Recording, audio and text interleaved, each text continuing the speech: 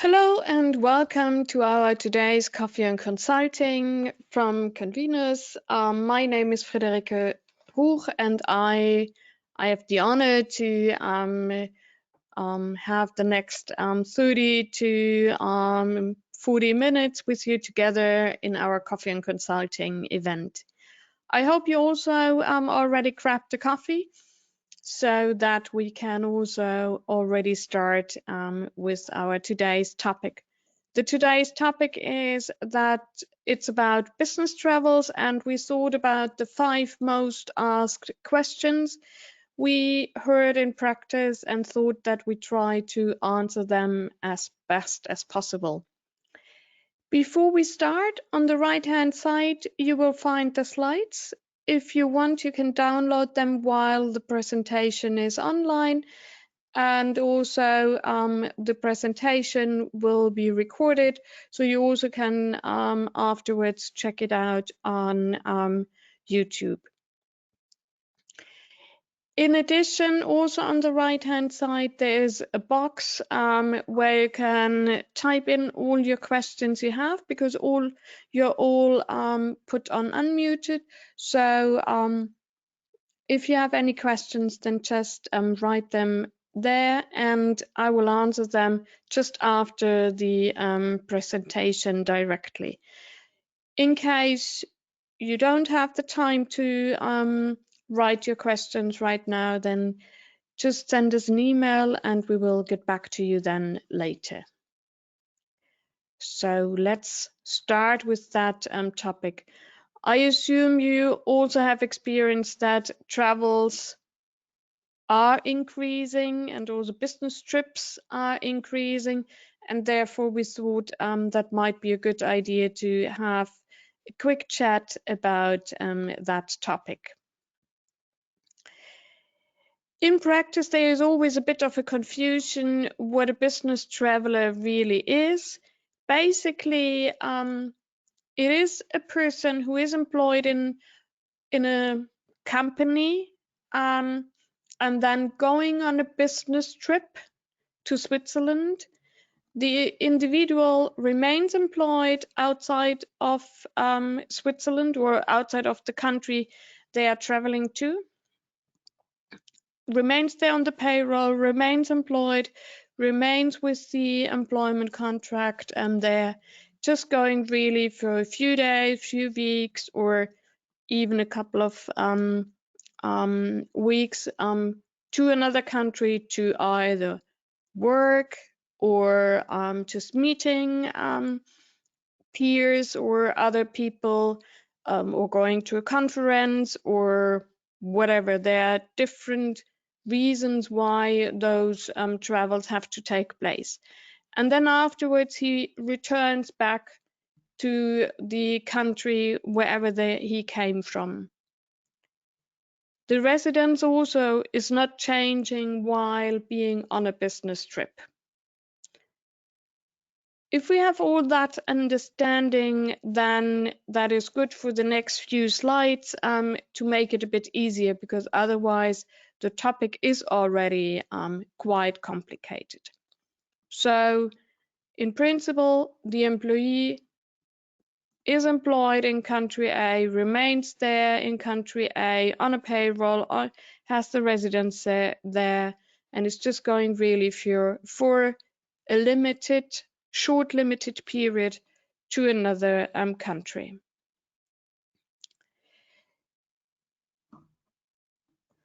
The first questions we always get asked is, what kind of aspects actually do we have to look at, and what have we to review? Can we not just send the employee abroad on that business trip, book him the trip and the accommodation, and that's it? Unfortunately, it's not that easy. And we have now picked the topic of, in case the business trip is going to Switzerland. However, it's with other countries, we do have just the same questions, and you need to look at and review just the same aspects. One, and that is getting more and more important, is the matter about immigration and entry formalities.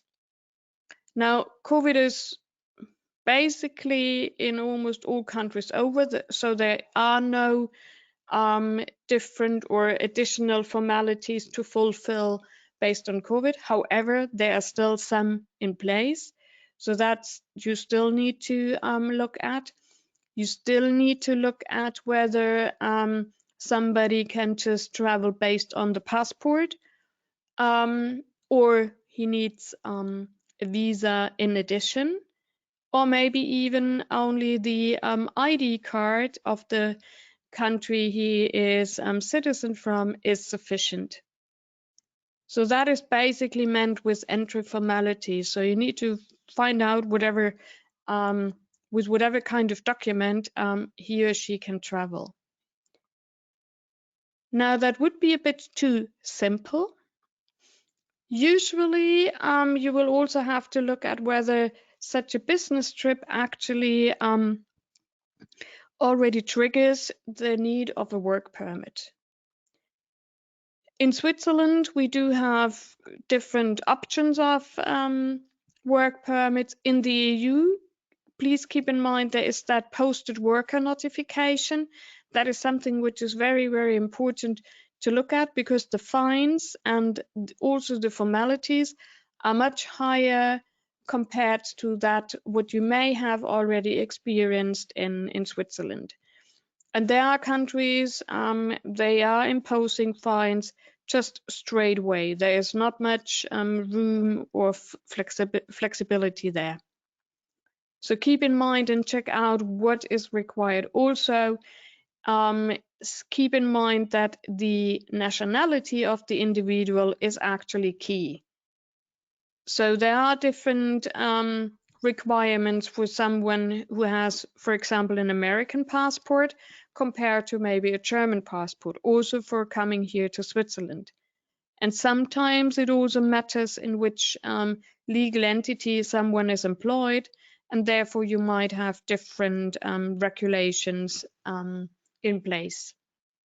So the important thing, and that is, I think, with everything regarding global mobility, is really important to keep track and to look at the details about nationality, where someone is employed with, how is the salary being paid, in which country is someone subject to social security, are there special situations to look at.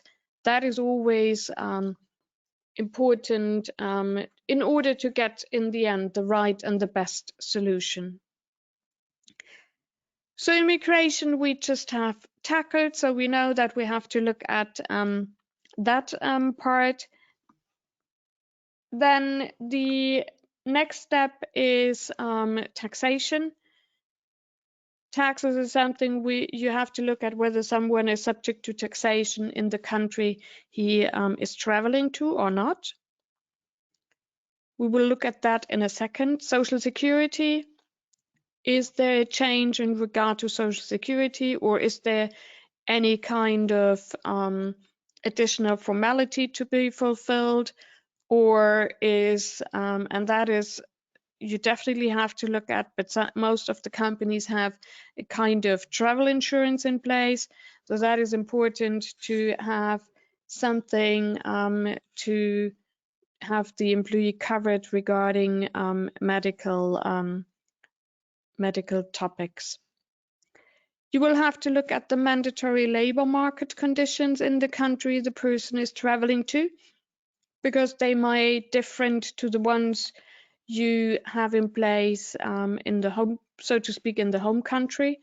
And those mandatory labor market conditions have to be imposed on the business trip. But we will look at that as well in a second. Payroll formalities. There might be something that even someone is just going for a business trip, and now the matter of length comes into place. If someone is only going for a few days, then Usually there's nothing to look at in regard to payroll formalities, but if it's a couple of weeks, then definitely there might be something you need to do in the country of destination. You will have to look at the expense guidelines and reimbursement procedures and processes in place, how you have defined it so that in the end the traveler knows exactly what kind of receipts to keep and how to actually get it reimbursed, as well as you know what actually is accepted and approved and where in which case maybe not.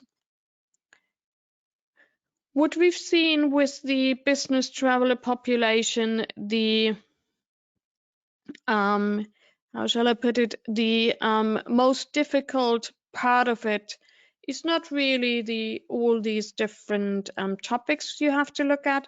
That is something you can do. It's just that it's getting quite difficult because of the number of business travelers you may have in a company, as well as that it's always there's a need to have it quickly done, because the business trip is usually not planned 6 weeks in advance, but sometimes you will need that in order to make sure that immigration situation is checked properly, or the work permit had been received. But that is the challenging part, that it's taking, or that it's usually quick, everything, as well as that you sometimes, or the people who have to take care and review the situation, actually do not even know who is traveling from one country to the other country. So the tracking is something which most of the companies are really now looking and trying to find a good solution for the future, as well as then seeing what the policy is, responsibilities, and so on, to make sure that there is something in line. Also, maybe it's worthwhile to mention that because of the number of business trips and everything, you may want to look at IT tools to help you in that regard, because it's at some point then getting quite difficult to actually track everything and do everything manually. So you may need some help with from an IT perspective. If you see all those questions we just have briefly looked at, it's a lot to consider for, in the end, just a business trip.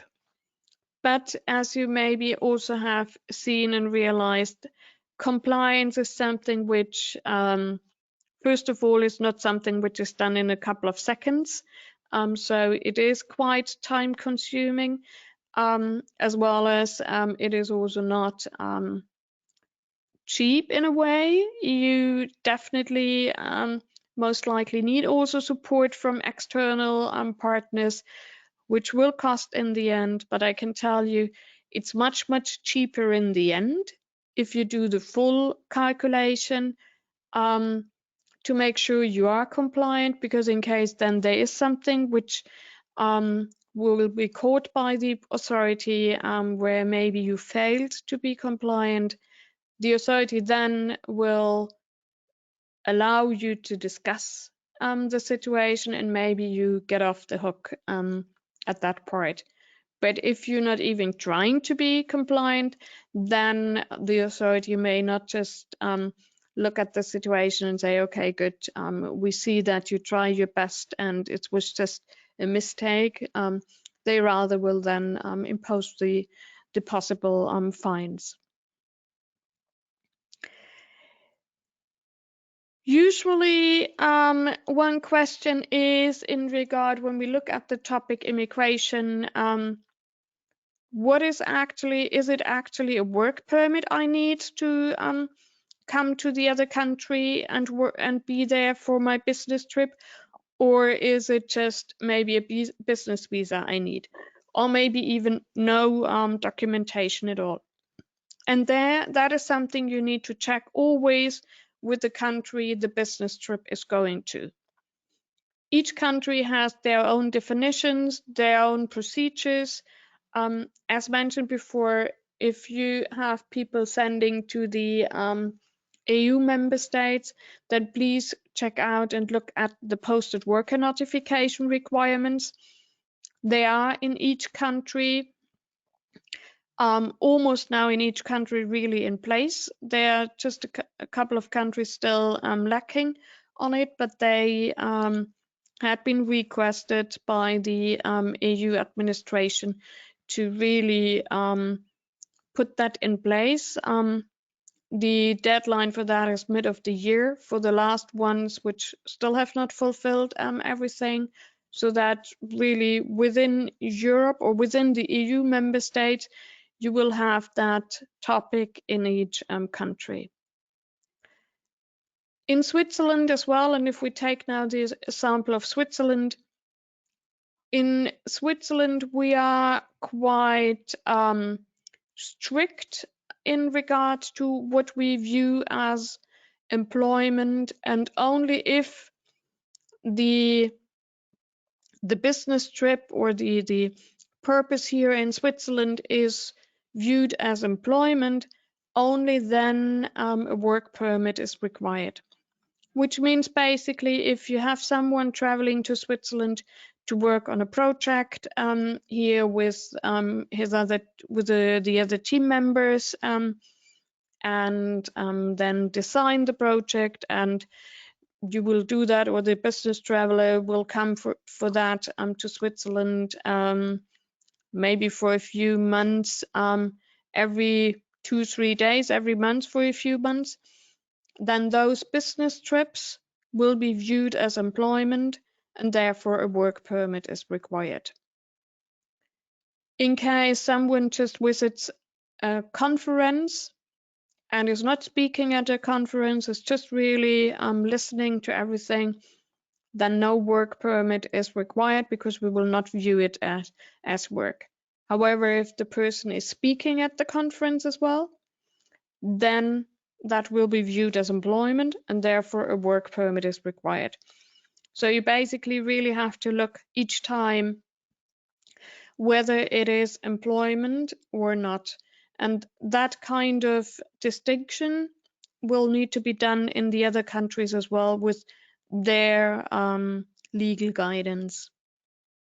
The nationality is important in regard to whether you will need to have a work permit or maybe just a notification is sufficient. So that is one information you always need, as well as in which country somebody is employed, because then also the procedure and process may differ. In connection with the work permit, the authority is also reviewing the mandatory labor market requirements. And this is something you will also have to look at in each country. Usually it is about that the equivalent salary in the country will have to be paid.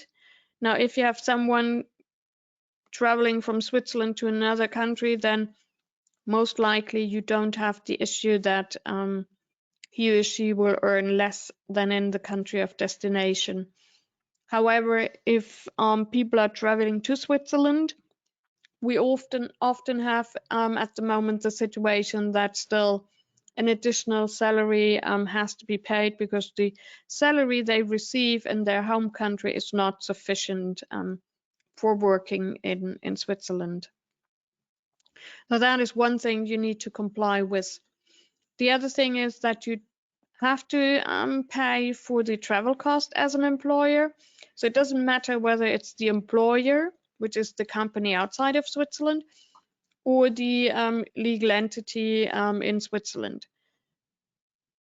For the labor market requirements, they don't care who will pay it. It's just that the employee will receive it. Accommodation has to be paid, and you will have to pay for meals in Switzerland. You can basically travel cost, accommodation, or meals, you can either say, okay, I pay the effective cost. The employee has just to keep the receipt, and then we just reimburse it. Or you can also do that with a lump sum, or you can do that for each item differently. What we usually see that is travel cost and accommodation is paid effectively, and for meals, usually a lump sum will be paid. In some countries, you also have by law already that you have to pay a certain amount to the employee for traveling abroad. So that you need to check in addition to that. In practice, the topic of Swiss equivalent salary and the salary calculation is usually the topic which takes the most time, and we had the most have the most discussion about. This is just a short overview about how it looks like. So that is the tool which for example, the Zurich authority are using. You have to indicate certain things like the region in which branch someone is working, and how many hours, the educational level, the standing in the company, like if someone is belonging to the management category or not, the number of years of work experience, the age, and then basically if you press the button of calculate, you will get what you will see on the left hand side. You will see a result about what the equivalent salary is. And if you see, there is in the first line, there is the female salary level. In the second line is the male salary level. We always have to look at what the male person will earn. Even there should be equality between women and men in regard to salary. However,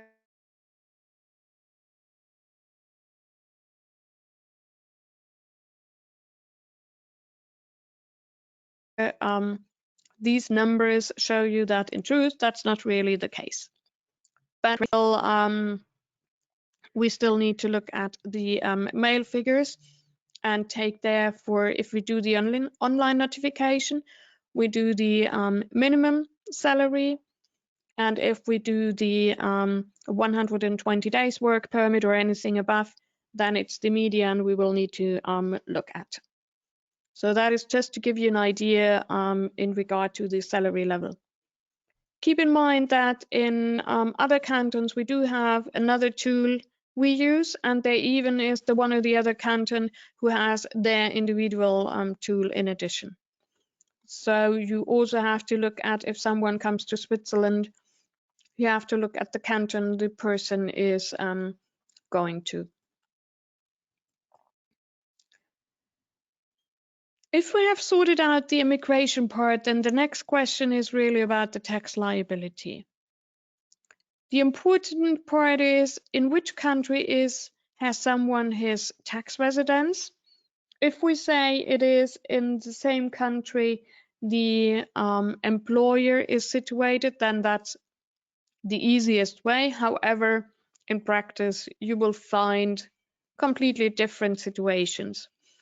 In the end, it's not, if we then have to look at whether we can accept someone from taxation in the country he's traveling to, we will need to look at where the employee has his tax residency, because from that country we need to see whether there's a double tax treaty in place with the country he is traveling to. If we say someone is traveling from Germany to Switzerland, there is, between Germany and Switzerland, there is a double tax treaty. So in principle, if someone spends less than 183 days in Switzerland, then the individual is exempted from the taxation in Switzerland and remains taxed in Germany, which is basically the easiest option. In different sense, it's just avoiding a lot of administration in regards to the tax liability, because otherwise we will have to look at the tax equalization and everything in addition. So you try to avoid whenever possible to have a business traveler being subject to income tax in the country he is traveling to. Now, the 183 days rule is something which had been quite easy, I would say, because first of all, you just have to look at the 183 days. Keep in mind that it's not just work days, it's really days someone is spending in the country. The only difficulty is there that you also have to look at the treaty, whether those 183 days are calculated in a 12-month period, in a calendar year, or in a tax year, or in a 12-month rolling period. So you will find those differentiations in the treaties. No compensation should be paid in the country the person is traveling to. So earlier I said if fulfilling the labor market conditions, the authorities do not care whether the accommodation, the meal allowance, as well as the travel cost will be paid in the country the person is traveling to or from his employer. Now, from a tax point of view, that makes a difference, because as soon as something has been borne cost-wise in the country the person is traveling to, basically in that country the individual will be subject to taxation. Because if you want to fulfill those 180 days rule, you have to meet all those 3 requirements. So being less than 183 days in Switzerland, no compensation in Switzerland, and no cost coverage in Switzerland. Because the authorities have realized that companies in the meantime have their way around it and are trying to avoid that taxation in the country the person is traveling to, they started with something they look at in addition, and that is now you have to look at in each country whether there is something similar in place. In Switzerland, it's called the factual employer principle. In other countries, it might be called the economic employer principle. It basically means another check whether even those 3 criteria which are mentioned here above are really met and fulfilled, that in case the Swiss or the legal entity the person is going to is viewed as an employer or is viewed as an economic employer because he has the benefit out of whatever the business traveler is doing, then the taxation will also change, meaning there's no exemption anymore possible. You will have a tax liability in the country the individual had been traveling to. So that is really something you have to look at also in each country separately.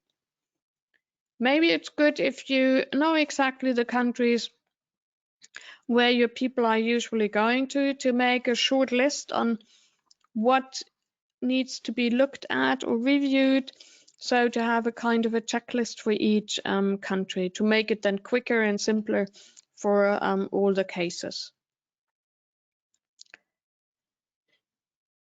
Social Security wise, and that is also already our 4th questions, which is usually not really a big issue. Usually people on a business trip are not subject to Social Security in the country they are traveling to. The only thing is that there are certain formalities, that is with the A1 or the COC, the Certificate of Coverage. Keep in mind that in some countries, the A1 is really important to have in place, and you will have to have that for your business traveler from the first day. There was just an announcement from Finland, for example, that they have introduced as of 1st of January that everybody who is coming to Finland needs that A1 from the first day. But there are other countries who have that in place as well. That's not a big issue, and it usually also is not a big administration. However, you still will have to do that. What you also have to look at is usually in regard to the international health insurance, whether you may want to have an additional coverage for your employee, depending a bit on the country he is traveling to. Now, the A1 is something which can only be issued within the EU or with someone being employed in one of the EU member states and working or going on a business trip in another EU member state. However, there are a couple of people who are not subject to that, so you will have to always check on what kind of formalities have to be taken care, and first also whether there is even a Social Security treaty in place where you can do anything. And we have looked at that at the next slide, because basically in Switzerland we divide our Social Security world, so to speak, in countries without a Social Security agreement, and basically for those you the business traveler will be subject to Social Security from the first day.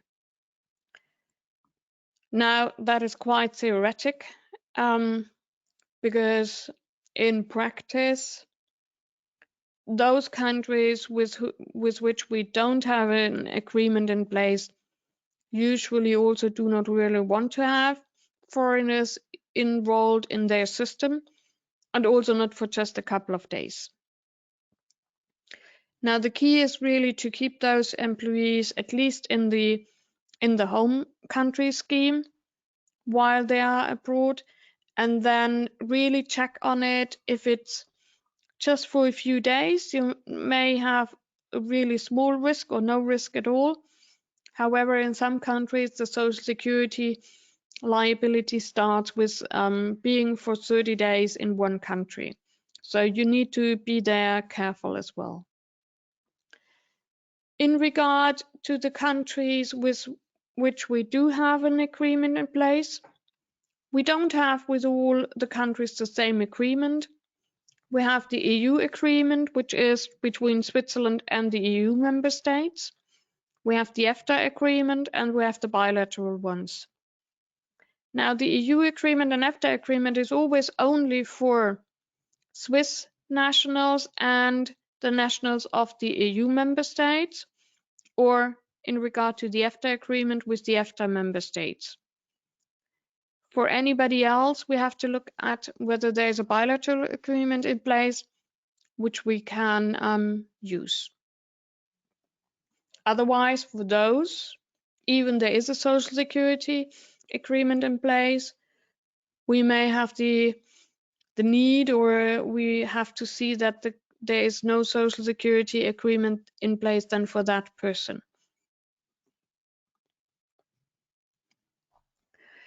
But you've seen that Social Security is basically I would say the quickest topic to look at.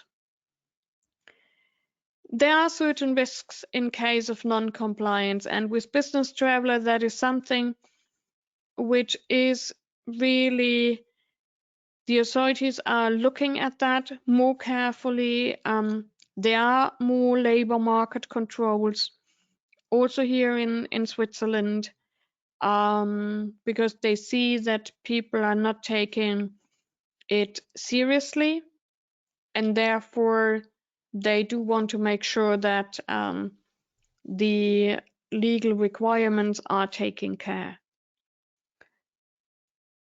One of the key things is the additional salary payments, which they see that companies are not really paying those to the employees. So that is something they look at each labor market review. They look at that part as well as reimbursement of expenses. What we also see is that people are working more hours than they are okay with. So that is also something you may have to look at, as well as not working on a Sunday unless you do have a certain permit in place for that. In some countries, it's forbidden at all. Taking care of whether a work permit is required or not. Keep in mind that in case there is a labor market control, sometimes then the individual is actually asked directly. And then whatever the individual is saying, that's then the fact. And you can't in the end argue, but it had been discussed before, or the individual said something completely different, and therefore a different process and procedure had been taken. It's whatever then will be answered or had been answered in that review. It's then what you need to consider. The impact of not having an A1 in place in the EU member states as well as in Switzerland, that is something which can lead to that people are not allowed to continue to work. We've seen cases that when the labor market officer came to the company, was reviewing the case, checked with the employee there, and asked regarding the A1, and then they said, yeah, no, we think our employer has actually requested it, but we haven't received it yet.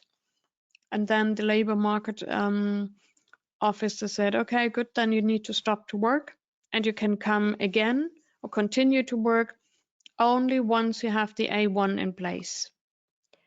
And that is then looking not very good if your employee is working on a client side. So try to avoid it, because in other countries as well, there's a fine then on top of it. It's not just that they will stop the employee to work, they will also fine for it.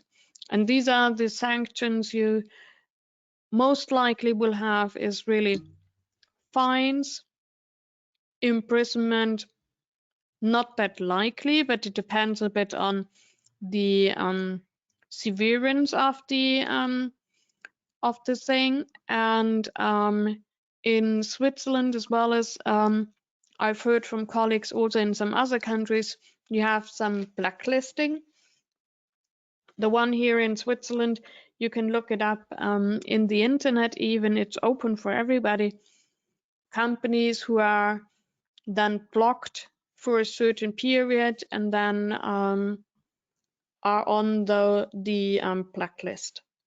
As well as that, employees may be not allowed to enter the country they are traveled to for a certain period. The US is quite heavy on that, and they have people then sanctioned for 2 to 3 years. So that is something you maybe want to look at, and therefore try to avoid whenever possible to be non-compliant, and try to keep all those different topics in place, and find a process and a procedure which works well for you. In future, I think that is something the authorities will actually look more and more to it, because all of them understand that there is much more tax or money involved, which they maybe can get a share of. So these are basically those 5 questions where we think, or where we had been asked the most in that topic. I'm not quite sure whether you have now any kind of questions to that.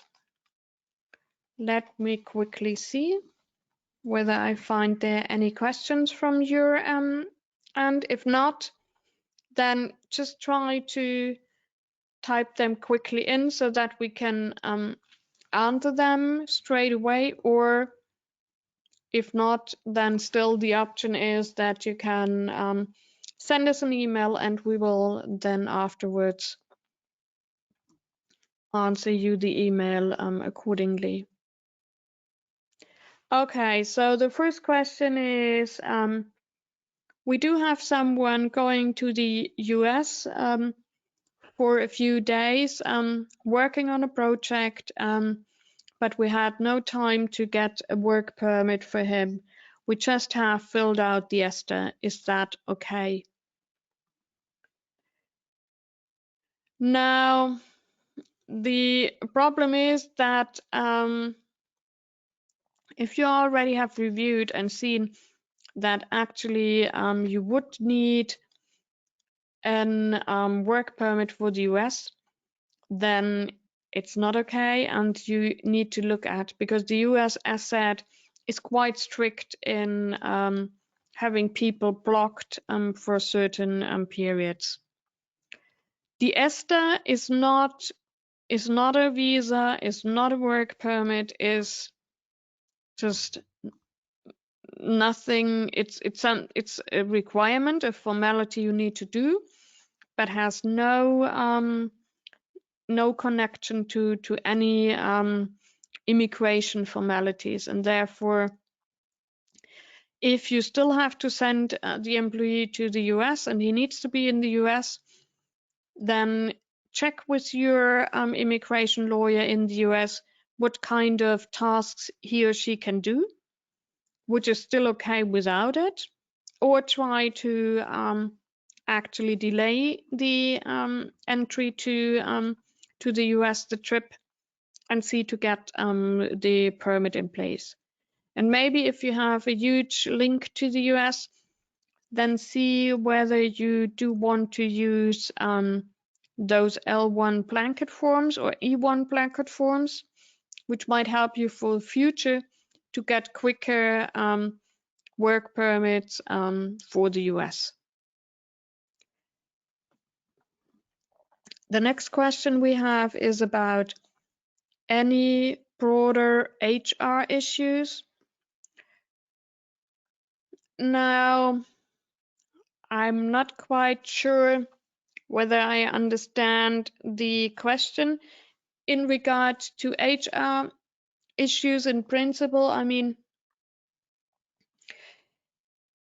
the biggest topic, I would say, is to make sure the employee receives in the end the necessary salary, gets the reimbursement of those compensation, tracking the business travelers, making sure that all the business travelers know exactly the regulations and the rules to get the information as soon as possible to the relevant people in the company, because I think that is to try to avoid any difficulties or being non-compliant on the employee level, as well as also on the employer level.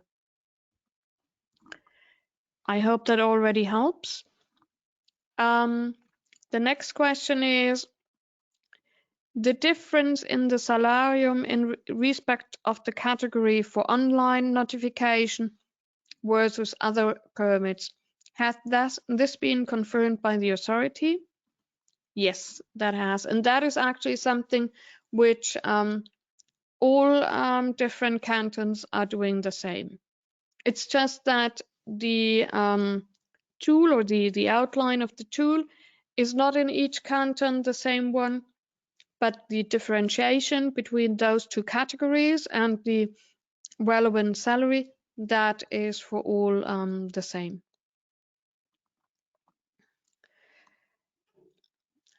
Okay, so for the moment, there is no further question from your side. So I think you either already want to go to lunch, or really everything has been already discussed and confirmed. So in case still there is a question afterwards, then just get back to us, and we're happy to answer then all your questions.